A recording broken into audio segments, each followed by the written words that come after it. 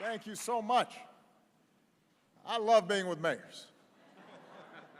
It is great to be here, although I did worry a little bit that Dennis Johnson would introduce me again.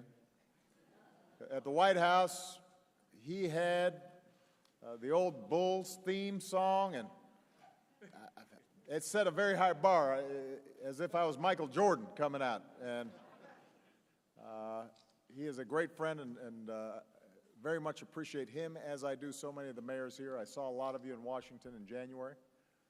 I thought I had such a good time. Let's meet this summer as well. And this time I thought I'd come to you. I want to thank our host, San Francisco Mayor Ed Lee.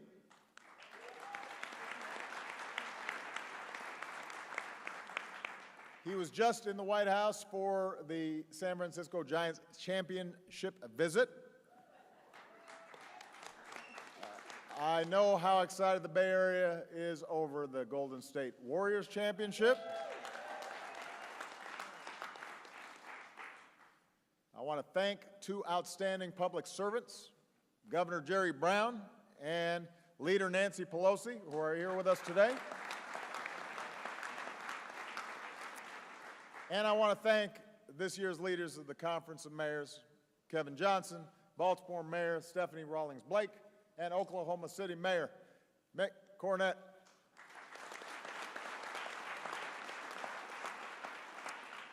I also want to mention a few outstanding mayors who are getting ready to step down. Michael Nutter of Philadelphia has done outstanding work. Greg Ballard of Indianapolis, an outstanding mayor, doing great work with my brother's keeper. Thank you. Anise Parker of Houston. Love Anise. And my dear old friend Michael Coleman of Columbus, Ohio.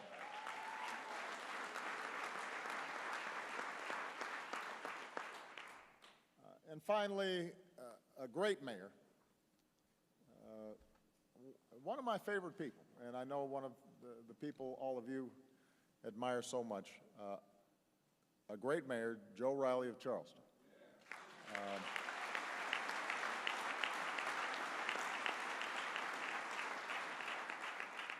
Joe's back home doing one of Mayor's sadder, more important duties today. Obviously, the entire country has been shocked and heartbroken by what happened in Charleston. The nature of this attack in a place of worship where congregants invite in a stranger to worship with them, only to be gunned down, adds to the pain. The apparent motivations of the shooter remind us that racism remains a blight that we have to combat together. We have made great progress, but we have to be vigilant because it still lingers. And when it's poisoning the minds of young people, it betrays our ideals and tears our democracy apart. But as much as we grieve this particular tragedy, I think it's important, as I mentioned at the White House, to step back and recognize these tragedies have become far too commonplace. Few people understand the terrible toll of gun violence like mayors do. And whether it's a mass shooting like the one in Charleston or individual attacks of violence that add up over time, it tears at the fabric of the community.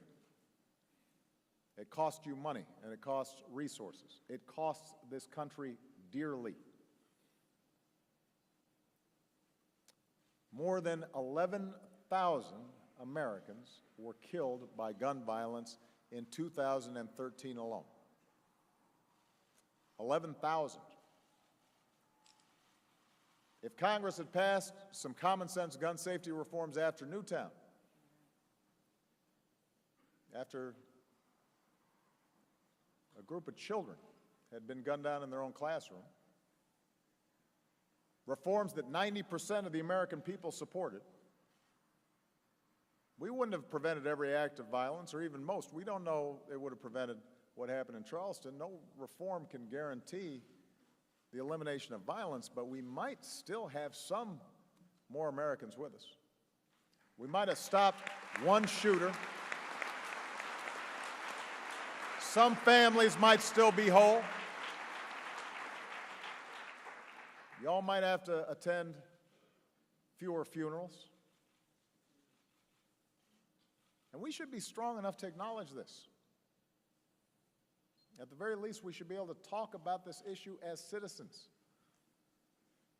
without demonizing all gun owners who are overwhelmingly law-abiding, but also without suggesting that any debate about this involves a wild-eyed plot to take everybody's guns away. I know today's politics makes it less likely that we see any sort of serious gun safety legislation. I remarked that it was very unlikely that this Congress would act. And some reporters, I think, took this as resignation. I want to be clear, I am not resigned. I have faith we will eventually do the right thing. I was simply making the point that we have to move public opinion. We have to feel a sense of urgency. Ultimately, Congress will follow the people. And we have to stop being confused about this. At some point as a country, we have to reckon with what happens. It is not good enough simply to show sympathy. You don't see murder on this kind of scale, with this kind of frequency, in any other advanced nation on earth.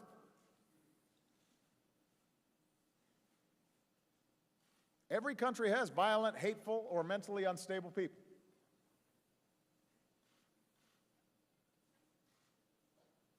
What's different is not every country is awash with easily accessible guns.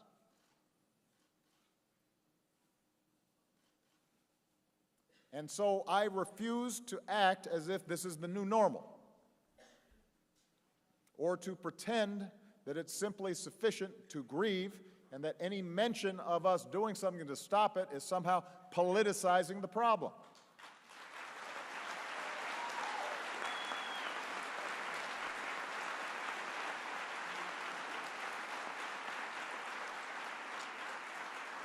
We need a change in attitudes among everybody.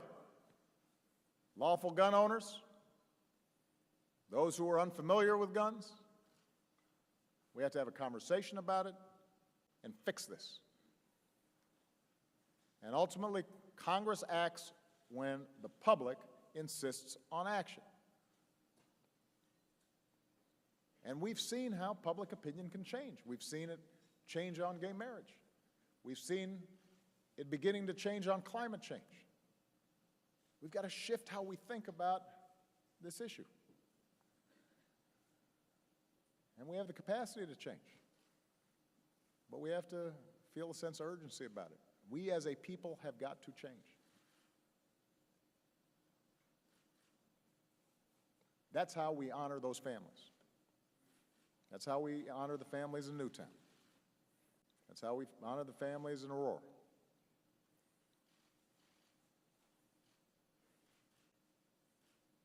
Now, the first time I spoke at this conference in 2008, I said that American cities shouldn't be succeeding despite Washington. They should be succeeding with some help from Washington. And as president, I've made it a priority to partner with mayors like you. That's why I've named 3 former mayors to my cabinet. That's why I asked a former president of this conference, Jerry Abramson, to be one of my top advisors.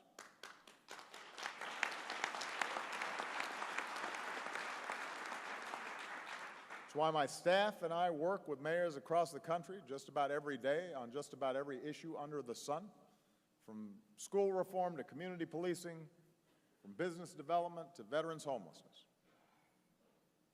Because mayors have to get the job done. If you're a mayor, it's not sufficient to just blather on. You actually have to do something. It's not enough to figure out how do I position myself on a particular issue to minimize the possibility that I might get in trouble or criticized, because people expect you to trim the trees and pave the roads and pick up the garbage and educate our kids and police our streets. Whatever the problem, large or small, you've got to do everything you can to solve it. You don't let partisanship stop you. You don't let cynicism stop you. You're always in the hunt for good ideas, no matter where they come from. And I'm going to embarrass Jerry for a second. He took his wife, Madeline, to Paris a few years after they got married, and she took in all the splendor, the Champs-Élysées, and he took photos of garbage cans.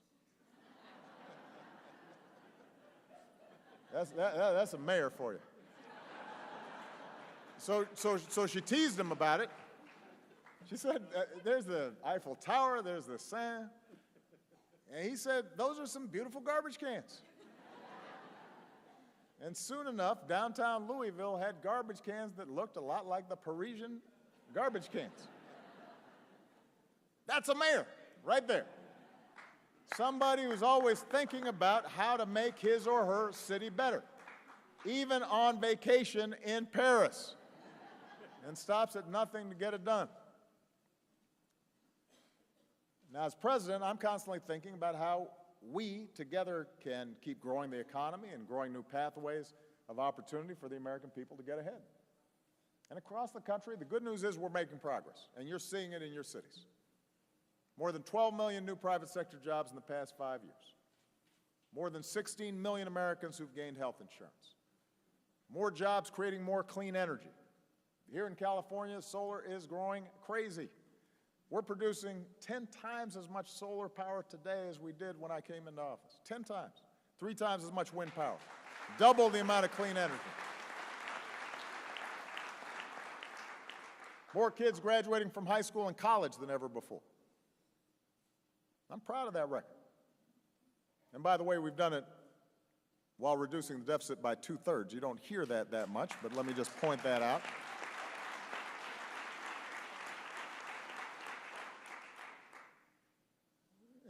And I'm proud of it, particularly when it's so hard to get anything through Congress, even when we're talking about issues that most Americans outside of Washington agree on. But that's also why we've partnered with many of you over the past couple of years to make real progress on the economic priorities that matter to middle-class Americans. We're working with many of you to help working families make ends meet and feel more secure in a changing economy. So far, 19 cities have enacted paid sick days. 5 states enacted paid sick days or paid family leave. Oregon is set to join them soon. 17 states have raised their minimum wage. 27 cities and counties have taken action to raise the wage as well. We're working with many of you to help working families earn higher wages down the road with skills and education they need. Seattle, a city with a Democratic mayor, Ed Murray, just passed universal pre-K. Indianapolis, a city with a Republican mayor, Greg Ballard, is starting citywide preschool scholarships. 34 states have increased funding for preschool as well, which means even more young people getting the early enrichment that can pay off over a lifetime. 3 months ago, I launched an initiative called Tech Hire to help train workers for the high-skill, high-wage jobs of tomorrow. 21 communities have signed up for Tech Hire so far, and we're looking to double that number. So if your town has tech jobs that need filling, the people who want to fill them, come join us. We're working with many of you to generate more high-wage jobs for our workers to fill. 11 cities have joined a new initiative called Startup in a Day to help entrepreneurs apply for all the licenses and permits they need to start a business in just one day. Cut the red tape. We're working with cities to create a network of high-tech manufacturing hubs to keep America at the forefront of innovation. The first hub in Youngstown, Ohio, is doing cutting-edge research in 3D printing and has already attracted tens of millions of dollars in investment to the region. So we're creating jobs, we're training folks for jobs. We're also working with many of you to make our streets safer and our communities stronger. More than 230 local and tribal leaders have joined the My Brother's Keeper initiative and are taking meaningful steps to change the odds for young people in tough circumstances. Together, you're working to curb juvenile arrests, reduce absenteeism, and you're helping these kids imagine a bigger future for themselves. Today, at the Lawrence Livermore National Lab, just down the road, more than 100 students from Oakland and San Francisco are participating in the first MBK Day at the lab, where they can learn about STEM careers. And meanwhile, from police holding impromptu town hall meetings in barbershops in Charlotte, to Boston Police Academy, improving how it trains cops to deal with young people on the job, cities like yours are striving to rebuild trust between law enforcement and communities, making sure police have the resources they need to do their job, and making sure that every police officer who has an incredibly tough job is trained in making the kinds of connections with community that engender trust and ensure that everybody is treated equally under the law, which makes for smart law enforcement and vindicates our values. So these are just a few of the examples of the work that's being done. And I'd name every single way that we're working together to open up new doors of opportunity for the American people, but we'd be here all day. So here is the bottom line. On America's most important economic priorities, from supporting working families to improving education to creating good new jobs, to getting people to those new jobs, to improving affordable housing, to dealing with homelessness, cities are not standing still. You are moving forward. So I want to say two things to you. Number one, thank you. Thank you for your leadership and your vision. And I particularly want to thank you because more than just about any other office in the land, those who occupy the office of mayor are approaching it in a practical way. Democrats aren't clinging to dogmas and are partnering with businesses anywhere they can, and Republicans aren't clinging to their dogmas. They're recognizing that government has a role to play in helping make for a vibrant city and expanding opportunity. And that common sense, problem solving, can-do attitude, that's what the American people are looking for. That's what they need. So I want to say thank you to all of you. You're setting a good example. Now, second, I also want to say don't stop now, because we've still got a lot more work to do. We've got to keep pushing to grow our economy so that more Americans who work hard feel like their hard work is paying off, which is why I'm working with Congress to pass new 21st century trade agreements with higher standards and tougher protections than past agreements. And I appreciate the help of many of the mayors here to get that done, because you know it's important to your cities. I believe it's the right thing to do for American workers and families, or I would not be doing it. I want to thank all of you who helped me make that case, that this matters to your cities. We've got to keep pushing to put people to work rebuilding our infrastructure. There's not a mayor here who can't reel off 10 infrastructure projects right now that you'd love to get funding for, and that would put people to work right now and improve your competitiveness and help businesses move their products and help people get to their jobs.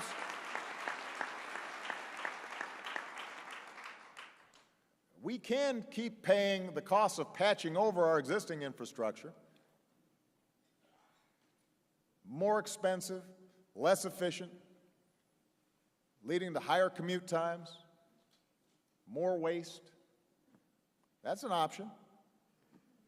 Or we can create tens of thousands of jobs right now building a 21st century infrastructure that makes us competitive well into the 21st century, That's what we need to do. We just got to convince Congress to make it happen, and I need mayors to help from all across the country.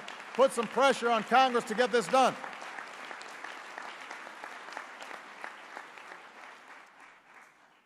We've got to keep pushing to prepare for the impacts of climate change because it's science, it's fact, it's like gravity.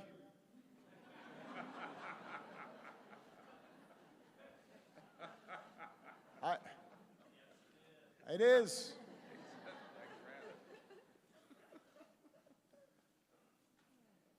A lot of cities have gone far ahead on this issue, along with states. You're making a difference right now. You're not waiting for Congress. Mayor Roy Buell is here from Dubuque, Iowa. They've set a target to reduce their greenhouse gas emissions 50% from 2003 levels by the end of the next decade. Just met with Governor Jerry Brown. He's talking about how California, which so often has been a leader on environmental issues, is looking to partner and make a difference internationally. Today, my administration proposed new fuel standards for buses and tractor-trailers and other heavy-duty vehicles, another important step towards reducing harmful carbon pollution and protecting our planet. But, you know, a lot of this does come down to Congress. I know many of you are worried about Congress cutting programs that are important to your city's economic growth. But the battle we should be having with Congress isn't just about individual programs. It's about the foolish, self-destructive cuts that in Washington are known as the sequester. Because with the sequester, the whole pie is smaller. So protecting one program means cutting another one. That's why you're facing cuts that don't make any sense to things like Tiger grants, which you all know are so important to putting our people to work rebuilding our infrastructure. That's the reason why it's so hard for us to get the funding we need to get homeless assistance grants, which help some of our most vulnerable neighbors and get them off the streets. That's why it's been so difficult to fund the preschool development grants, which help educate our children, which we know if we make that investment will pay off for your cities, your states, and for our country. I've been clear, I will not sign bills at sequestration levels. I will not sign bills that seek to increase defense spending before addressing any of our needs here at home.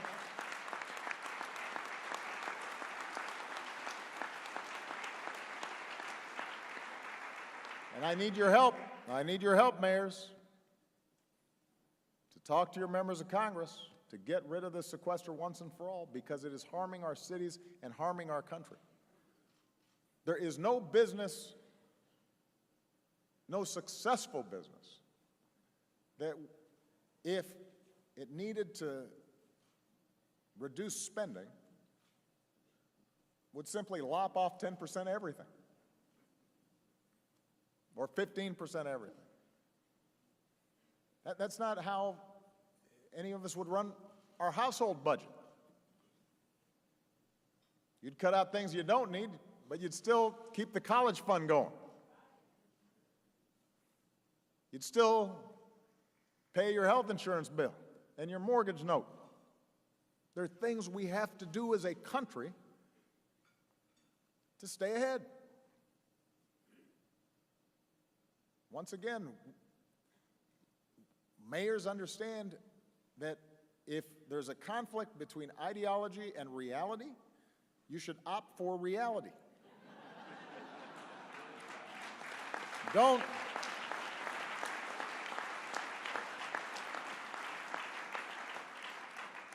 reality is a stubborn thing. Facts, evidence, reason. So, thanks for your partnership. I want you to know that as long as I'm in the White House, I've got your back. I love the country. I love the suburbs. But I'm a city guy. And I know that when cities thrive, suburbs thrive. And when cities thrive, farmlands thrive. And when cities thrive, states thrive. And when cities thrive, America thrives. You guys are making it happen. I enjoy working with each and every one of you. And I know that each of you takes pride in what makes your hometown unique. You may be proud of your pizza, or your hoagies, or your barbecue, even though everybody knows Chicago has the best pizza. You may be proud of your city's victory parades, even though we got a Black Hawk parade that's pretty good. I'm sure you're all very proud of your parks. We got nice parks. Or the number of sunny days you've got, which we enjoy half the year.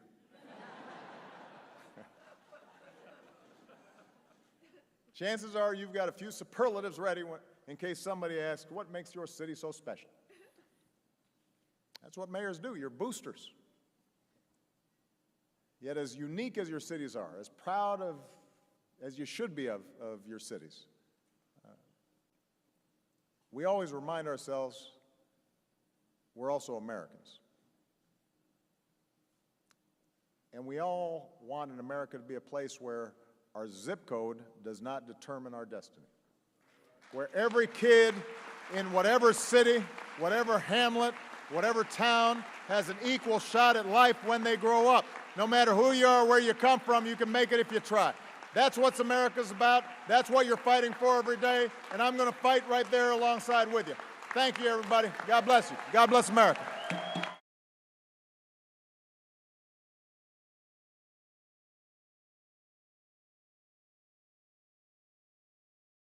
Baltimore Mayor Stephanie Rawlings Blake, and Oklahoma City Mayor Mick Cornett.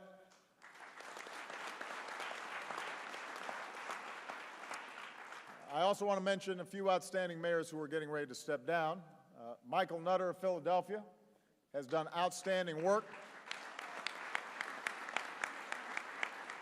Greg Ballard of Indianapolis, an outstanding mayor, doing great work with my brother's keeper. Thank you. Anise Parker of Houston, love Anise.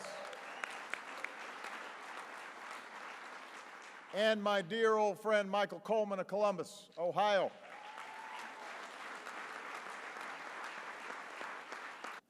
I want to thank our host, San Francisco Mayor Ed Lee.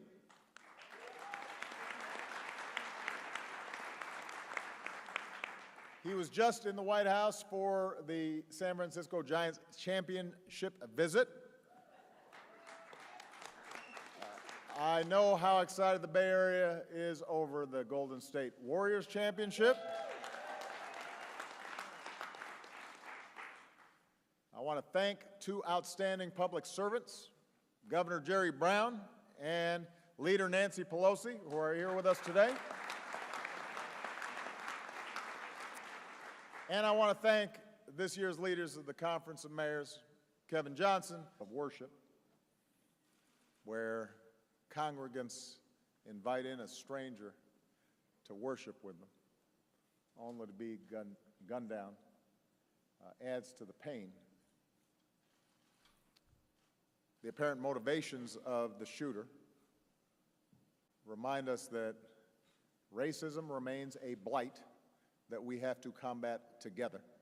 We have made great progress, but we have to be vigilant because it still lingers. And when it's poisoning the minds of young people, it betrays our ideals and tears our democracy apart.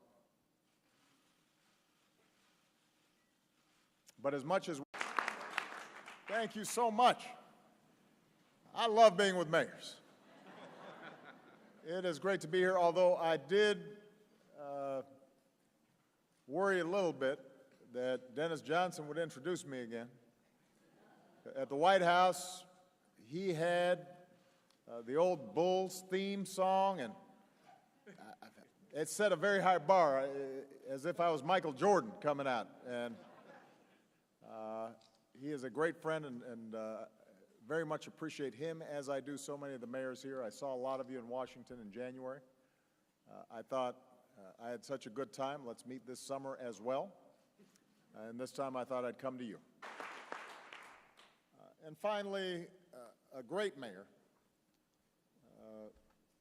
one of my favorite people, and I know one of the people all of you admire so much, a great mayor, Joe Riley of Charleston.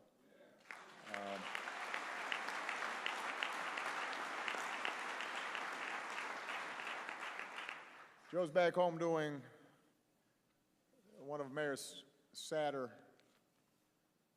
more important duties today. Obviously, the entire country has been shocked and heartbroken by what happened in Charleston. The nature of this attack in a place of